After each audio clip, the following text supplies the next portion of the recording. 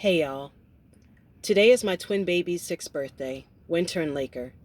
Unfortunately, I'm not able to tell my sweet babies happy birthday today, just like I wasn't able to tell them happy birthday for their 5th birthday or even their 4th birthday. You might ask, why, Shonda? Why aren't you able to wish the two babies you carried for 9 months and gave birth to 6 years ago today a happy birthday? I know, it sounds absurd, doesn't it? That's because it is absurd and ridiculous.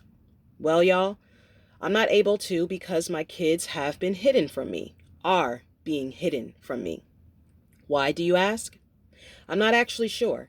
All I know is 2 years ago, on January 3rd, 2020, I filed paperwork to dismantle my civil union agreement from a former partner because I no longer wanted to be tied to a toxic relationship. Why was my relationship toxic, do you ask? Well, I tied myself unknowingly to a very dysfunctional family. Honestly, I saw a lot of red flags within the family I married into, like excessive drug use of Schedule II drugs, verbal, mental, and emotional abuse, which at times became physical. But I had seen folks in my own family use drugs before, and I grew up living through domestic violence. I was conditioned to be a people pleaser, and at the time, I wasn't in tune with my intuition enough to follow it. That didn't come until later on. So needless to say, the people-pleasing little girl within ignored the red flags and moved forward into a civil union on July 4th, 2009, which was finally dismantled April of 2021. Throughout the union, I was mentally, emotionally, and verbally abused by my then in-laws as well as my partner at the time. The people-pleasing little girl within never fought back because she was conditioned to taking on so much abuse from a very young age. That's the thing with conditioning, y'all. It can be so deeply embedded within us that it takes a while to break the mold. My ex-mother-in-law, Brenda Marie Flem, was extremely abusive, but so were her daughters, Stephanie and Ashley Flem. My ex-father-in-law, Paul Flem, was abusive in a more passive-aggressive way. The female's abuse met me with constant frowns, jealousy, envy, hateful stares, competition, negative comments, harassment, verbal, emotional, and mental abuse until it became physical. Physical meaning, one day Brenda Flem put something in my cup that closed my throat up. I remember sitting on my couch in my living room next to Paul Flem, who looked at me and said under his breath that I wouldn't be here much longer. I guess I should have questioned what he meant by that, but I didn't, because more than anything, I was shocked and confused by his words. Instead, I picked up my cup and took a couple of sips. I noticed my throat began to feel funny and swallowing became more difficult. So I got up from my couch and went into my master bathroom to look down my throat to see if something was in it. Nothing was in it, so I walked back out to my living room to look into the cup, but it had been removed from where I was sitting. The cup was in Brenda Flem's hands, and she was rinsing it out in my kitchen sink. Brenda then proceeded in pouring herself a drink in that same cup. Immediately, I knew she put something in my cup. Why would she pick up the cup I was drinking out of when she was already in the kitchen surrounded by plenty of cups to use? Now I understood Paul Flem's whispered words to me about no longer being here. It became obvious they planned to poison me. I left my home and drove to the emergency room in North Las Vegas. After being seen by a doctor, he told me I had severe acid reflux, which I never have, never. This made me aware that Brenda Flem put an insane amount of her acid reflux medication in my drinking cup. This, of course, is physical abuse. Another time, after eating at a local diner with Brenda Flem and my ex-partner, Janae Brumby, we got into our vehicle and Brenda Flem proceeded to tell me that her daughter, Janae Brumby, wouldn't grieve my death if I died.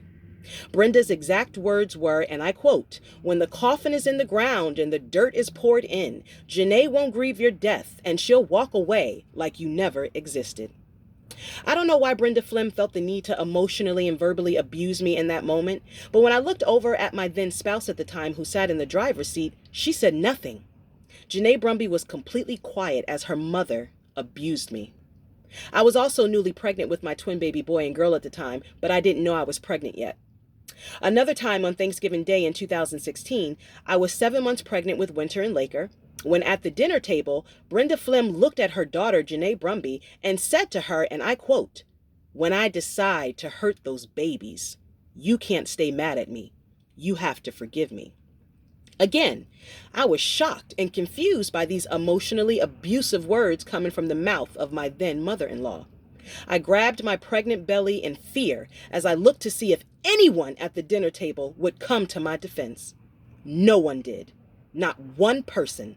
Not Stephanie Flim, not Ashley Flim, not Paul Flim, and definitely not my former spouse, Janae Brumby.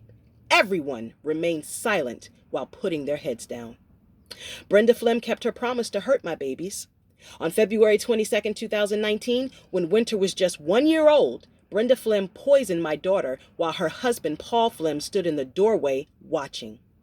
This day was extremely traumatic and began with Brenda Flim and Paul Flim forcing entry into our home 8:30 in the morning, and ended with cops being called and rushing Winter to the hospital after she passed out face down on the floor. I watched my baby girl throw up thick white stuff, her eyes rolled into the back of her head, and she passed out. I made sure to document everything on Facebook that day and days later, in case I ever needed to use it in a court case. I filed restraining orders against Brenda and Paul Flim, and my ex-partner Janae Brumby wrote a testimony confirming everything that transpired that day. February 22nd, 2019 was a turning point when I decided I no longer wanted to be a part of that family. I went to therapy shortly thereafter because I was very distraught. I couldn't focus enough to work, and I'd burst into tears throughout my days. The therapist diagnosed me with disorientation and stated it was a normal side effect after being traumatized. Again, this was a form of verbal, emotional, and mental abuse which turned physical by the hands of the Flims, whom have been hiding from me ever since February 22nd, 2019. I literally haven't seen or spoken to them since, and they refused my emails and phone calls. The Flims also didn't show up to testify against me in court like they said they would. Guilt will make you do that. June 2019, I separated from Janae Brumby, although we still lived in the same home until we sold it, and went our separate ways for good December 9th, 2019.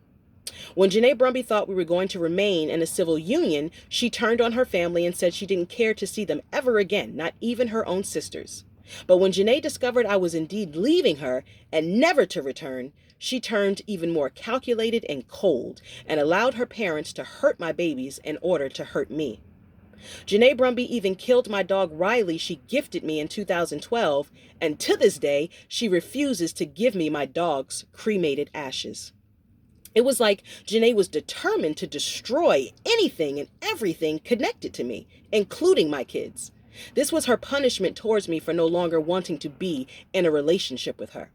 But how does one punish a person for finally standing up for themselves and walking away from an abusive environment? August 10th, 2020, my daughter Winter told me how Paul Flynn played doctor with her and touched her down below. She told me it was sharp and hurt and how she cried and cried.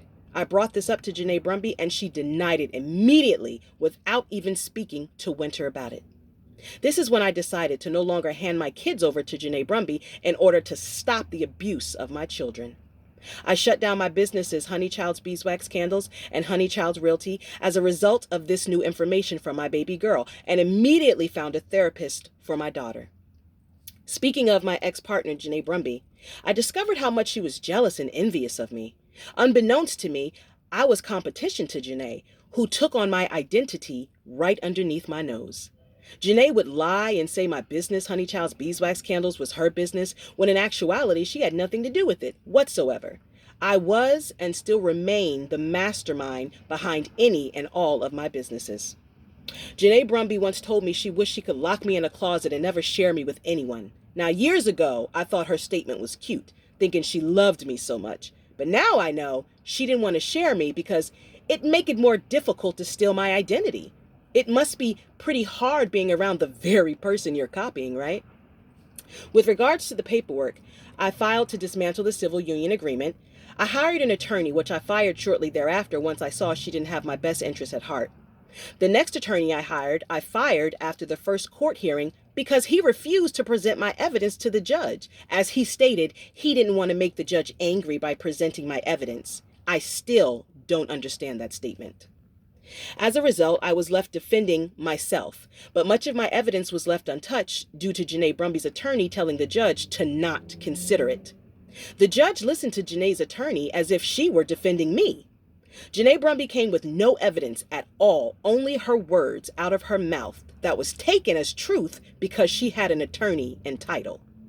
Needless to say, the entire case was mishandled, and my kids ended up in the very hands of the people who had been hurting us, and I was given visitation rights that I had to pay for in order to see my own biological kids.